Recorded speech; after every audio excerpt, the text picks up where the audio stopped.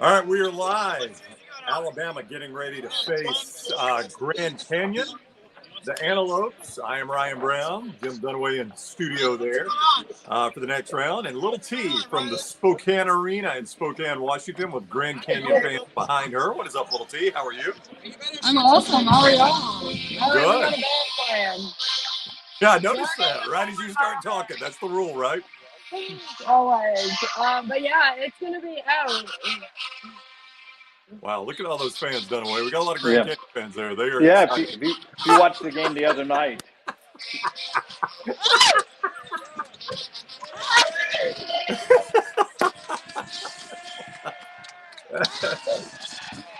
Yeah, they're fired up. We lost our microphone, I think. I have to be unbiased. Yeah, exactly. I'm also about to have Chris Stewart and Brian Passing sitting right in front of me, so I don't think that would be appreciated. Can y'all hear me? It's a little loud. The band's a little loud. That's okay. We can work through it. Don't worry. All right. If they keep playing, I'll walk somewhere else. Okay. Well, they're probably going to keep playing. I'm not sure she can hear you. I will tell you as we get situated here that Grand Canyon the other night had a huge advantage. There's a lot of Grand Canyon fans that are there, purple clad, and then they had all the people that were Gonzaga fans, just general population in the arena cheering for them because they were playing the rivals from St. Mary's, one of Gonzaga's rivals. So I would imagine there's a lot of Gonzaga fans who will be in there, typical as you get, Brownie, with the underdogs anyway. But there are a lot of Grand Canyon fans up there. They're a basketball school, you know. Yeah, they are a basketball school, that's for sure. They showed it against St. Mary's the other night. Little T, we can see the Grand Canyon fans behind you. You do not have to give us a video tour. What's the Alabama contingent look like? You seen the Alabama fans sneaking in yet? The only red I'm seeing right now is San Diego State. Interesting. But there are a lot of the only packed section are the students behind me. So I'm expecting this place to get a lot more crowded as we get closer to tip-off. But the people that got here early really are the students. And that just so happens to be right behind where I'm sitting. Yep. But I have an interesting stat that I heard probably about 5 minutes ago. I was talking to Chris Stewart, and I asked him how he felt about the game, and he said that the last two times. You're good. Okay. No, you're good. The last two times that Latrell, Reitzel, and Rylan Griffin were playing, and both at 100%. So there have been games that are in between this span that Alabama scored a combined 209 points and won by a total of 38. They both are 100% tonight, but I just thought that was interesting, so I thought I would share. Yeah, Dunaway, that is, you could see that in the game the other night. We haven't really had a chance to talk. I did a little post-game. You were at the Zach Bryan concert. You could see that in the game the other night for Alabama. Just having a healthy Reitzel in that backcourt made a huge difference, especially in the scoring. Yeah, 100%. You know, you have a healthy team now. That's what everybody's pointing on. I think a lot of people forget that Alabama at one point was top of the SEC in the standings. You know, they were at one point a game and a half ahead of everyone else in the SEC. And then the injuries started to happen. You missed a little time with Reitzel. I think it was 4 games there. Mark Sears was injured a little bit, but kept playing through it. Estrada was injured a little bit, kept playing through it. So healthy, they appear to be as much as they can be. Davin's not playing, but it's as good as this team is going to be health-wise for this part of the year. So it looked good the other night. The question is, can they do it again tonight defensively? You know, they bragged about their defense to you, Taylor, afterwards, and they still gave up 95 in that game. They did, and one thing that Nate Oates mentioned during his press conference, I think it was yesterday after practice, was that he felt like for 30 minutes they played really, really good defense. And then, near the end of the game, they kind of let up a little bit. I think they probably got a little bit comfortable because of how big their lead was. But he said that they felt like they played like a top 40 defense for 30 minutes of that game. They just need to play that for a full 40 minutes. But the players in the locker room, when they were asked what they need to do to continue on throughout March, they all said defense. Like, they're all so aware, and I'm sure it's because a lot of everyone's talking about their defense, but every single one of them said we have to play good defense. Yeah. Especially against this team, Brownie, that cuts and slashes so well. We'll talk more about them as we go on, and I know you're going to drive us through this, but before we get too far in to this broadcast, I want to mention Autograph real quick. Autograph's our presenting sponsor of all our NCAA tournament coverage, and they're the reason we have Taylor up there in Spokane. All you have to do is go shoot that QR code in the corner there, or you can go to your app store, download it, and all you do is use the promo code TNR, your email address and TNR. It's absolutely free. You pick your favorite team, and then it works that way where you've got a full slate of stuff queued up for you every morning. Every time you turn on the app, there's stories, there's podcasts, there's post-game press conferences. It's all with the Autograph app. Email address, promo code TNR, and it helps us out, and you will enjoy it 100%. Before we get back to basketball, what have you done with your day, Taylor? It's a late tip, 3:07 out there your time. What's your day been like in Spokane so far? I tried to sleep in, which has been a little difficult.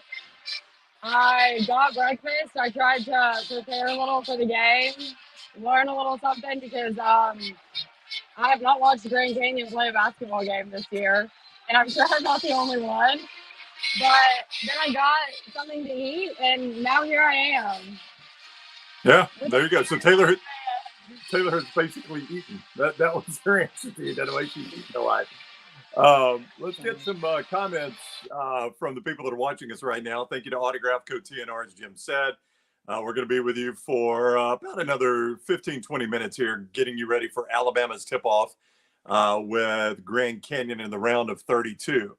Michael points out, guys and girls, the Crimson Tide with this lineup, with a full lineup, was the first-place team in the Southeastern Conference. It started to slip away from Alabama with a couple things. I think the schedule, it accelerated Dunaway. They started playing tougher teams, but they did that without Reitzel. So with him back in, that Michael is correct factually in what he says there.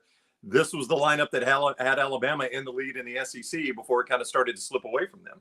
Yeah, and that's what I was saying earlier, that people forget at one point Alabama was the team everyone was chasing in the SEC.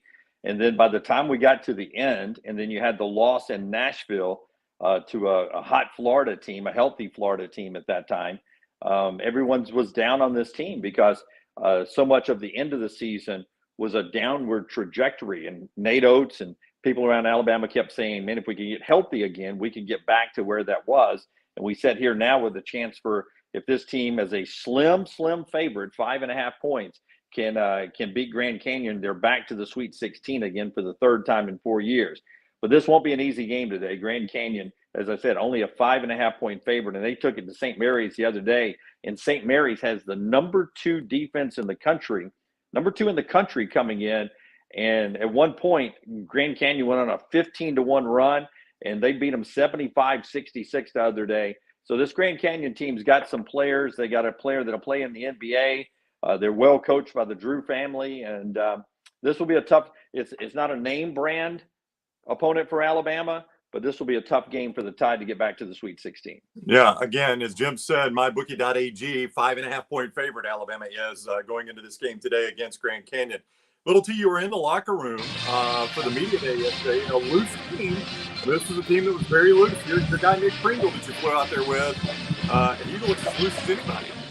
They are very loose. It's a very good way to describe it.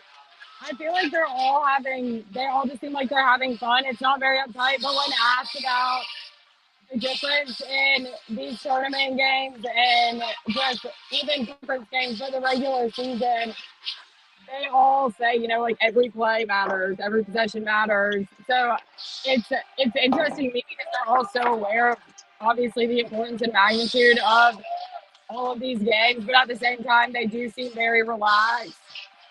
They don't seem like UAB was the other night. They seemed a little.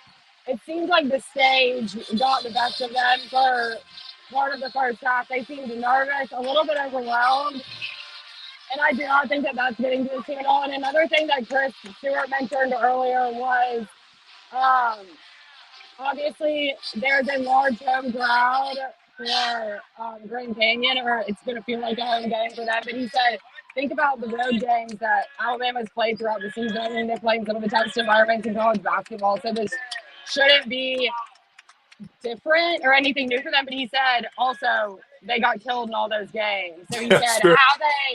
how they react to that. It's not like it's anything new, but those games didn't go well. But then going back to Latrell Wrightsell and Rylan Griffin being 100% healthy, who knows? But this crowd is loud.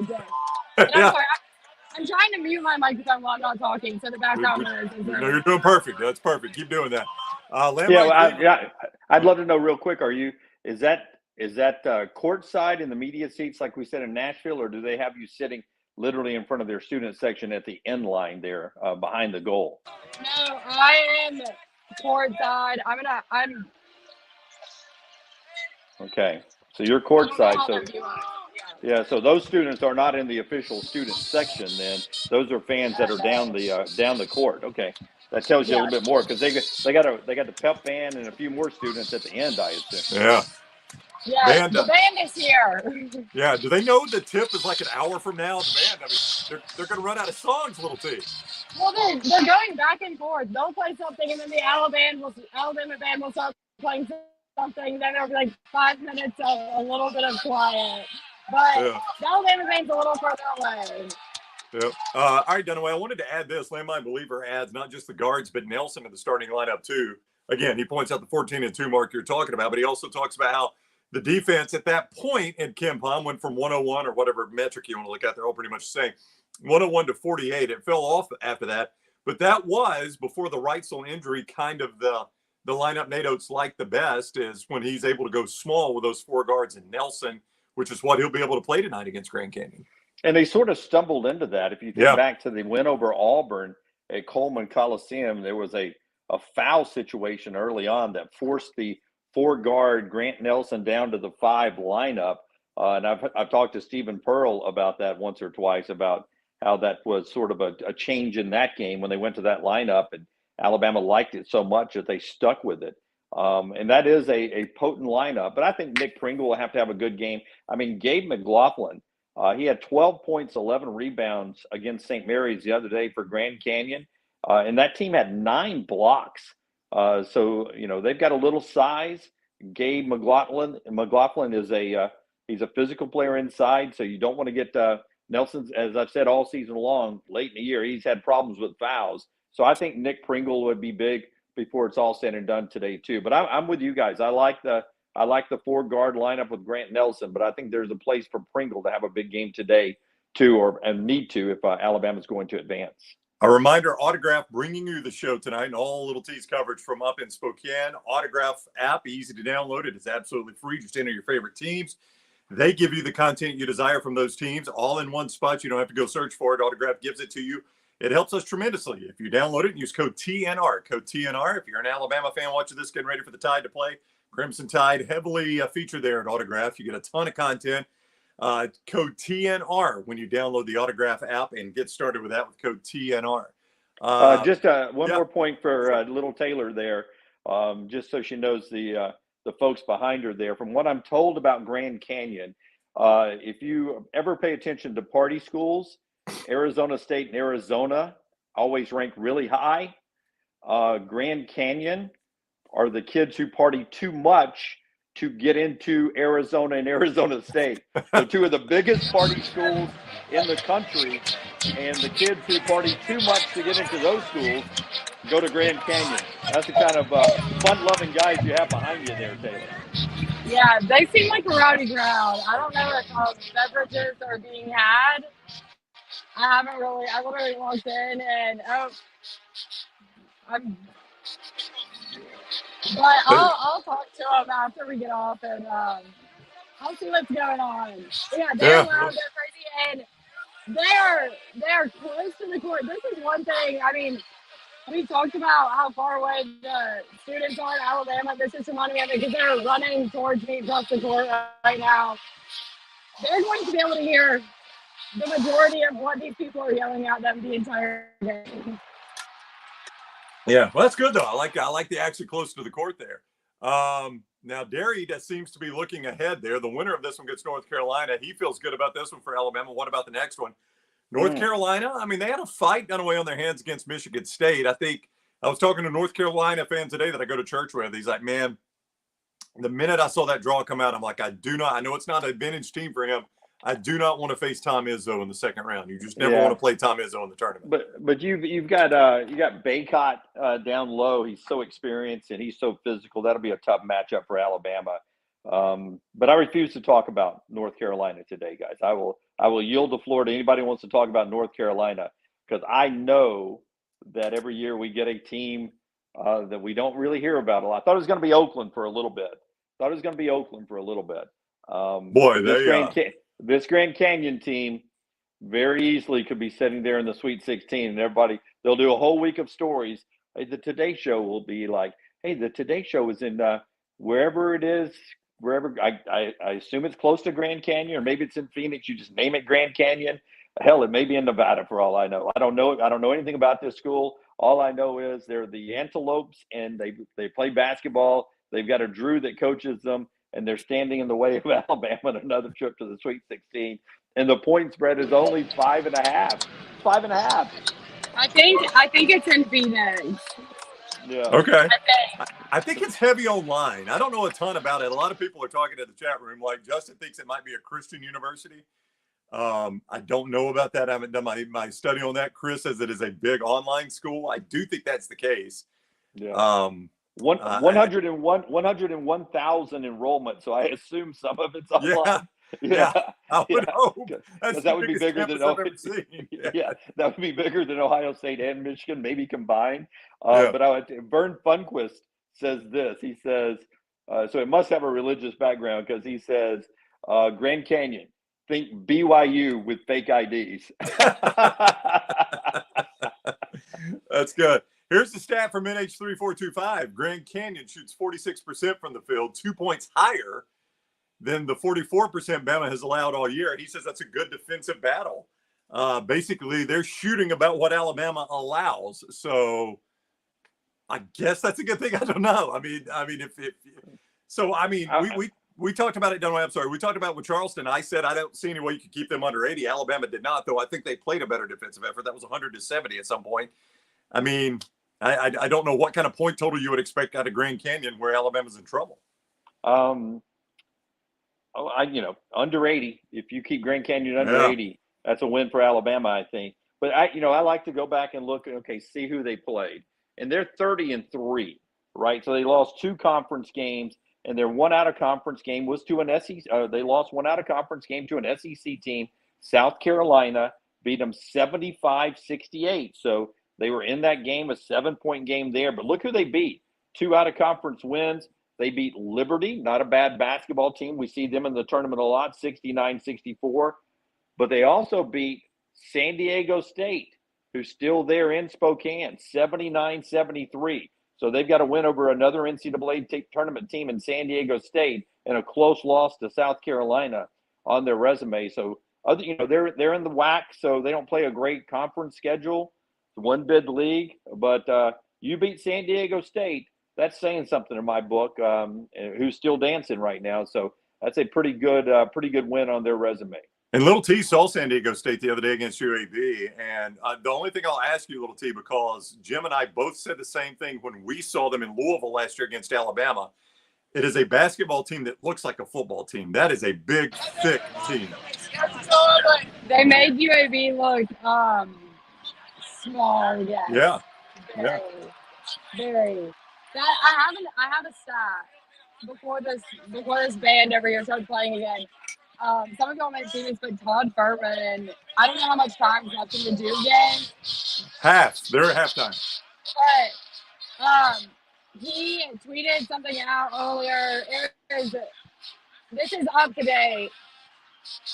in the round of 32, the favorites are 11-0 straight up, 8-3 against the spread. But 11-0, the favorites are 11-0 in the round of 32. There haven't been upsets yet.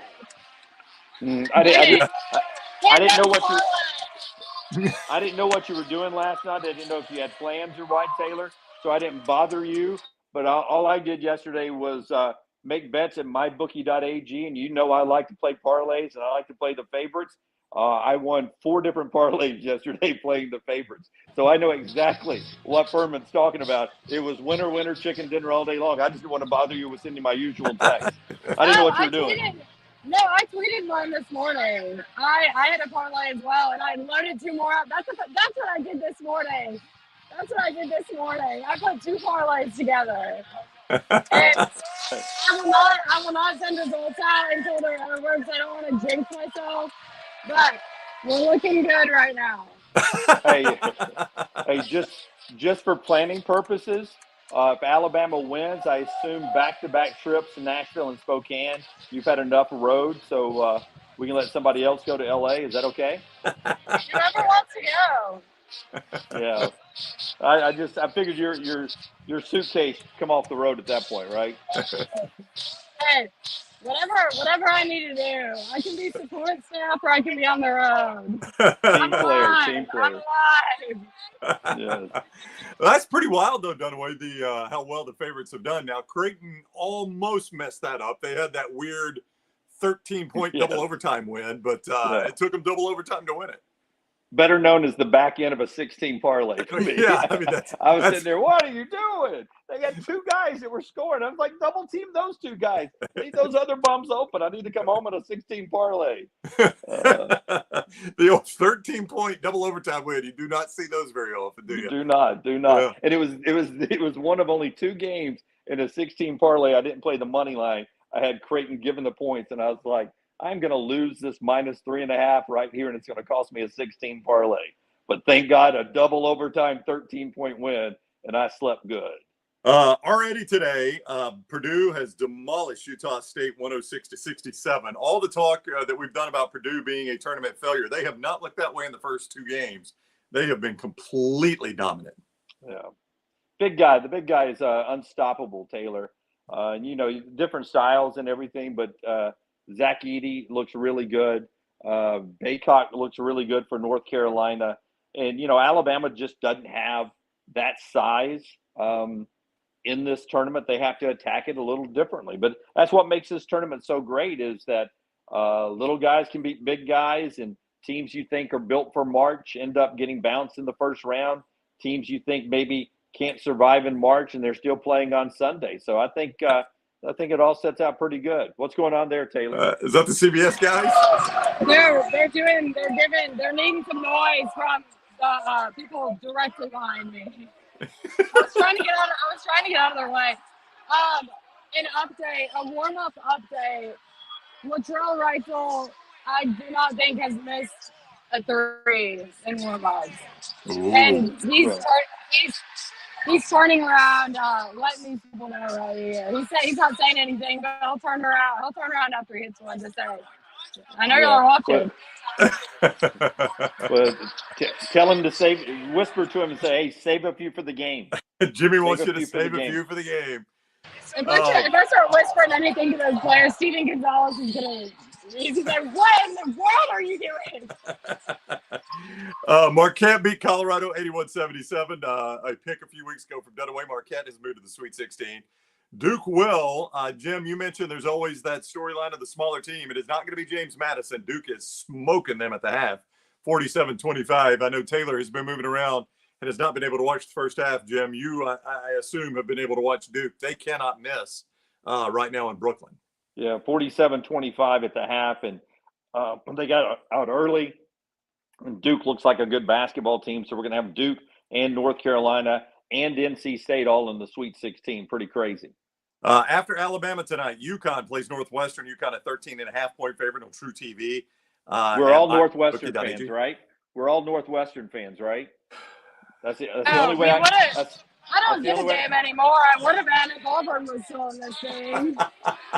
I'm just saying that's the only way I get back in the bracket challenge because I picked Auburn is if Northwestern shocks the world tonight. So come on, whatever mascot you are, Northwestern Huskies, The Wildcats. Wildcats. We might be watching a Yale UConn upset next week. Yeah.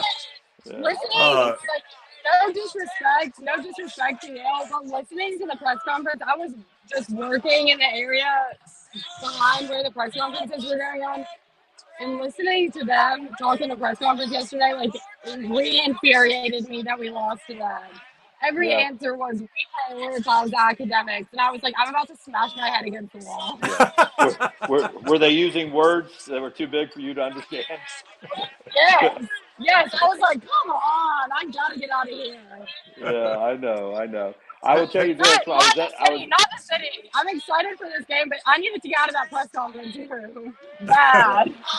I was at Zach Bryan the other night. I sent one of the videos to Taylor Ryan today, but I got stopped by 2 Auburn fans and 1 Alabama fan who shot videos with me.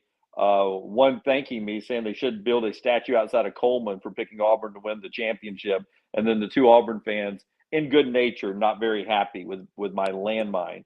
And one of them, I said, but I really believed they'd win it. And he goes, that was the problem.